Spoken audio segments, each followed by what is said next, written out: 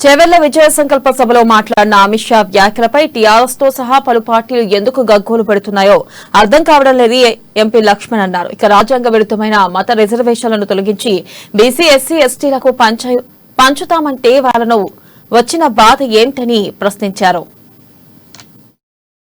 చేవెళ్ల బహిరంగ సభలో అమిత్ షా గారు మతపరమైన రిజర్వేషన్లు తొలగించి ఎస్సీ ఎస్టీ బీసీలకు ఆ 4% పెంచుదామని వారు ప్రకటిస్తే ఇవాళ ప్రతిపక్షాలు టీఆర్ఎస్తో ఇక ఇప్పటికే రిజర్వేషన్ల ఫలాలు అందరి వెనుకబడిన వర్గాలకు న్యాయం చేయకపోగా కాంగ్రెస్ ముఖ్యమంత్రి వైఎస్ రాజశేఖర రెడ్డి ముస్లింలకు 4% రిజర్వేషన్లు ఇచ్చారన్నారు.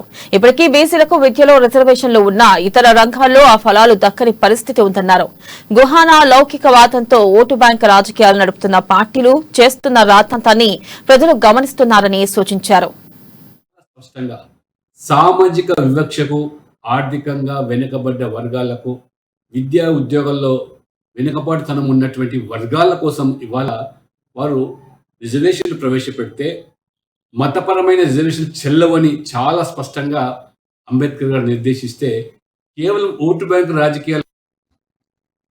చేవెళ్ల బహిరంగ సభలో అమిత్ షా గారు మతపరమైన రిజర్వేషన్లు తొలగించి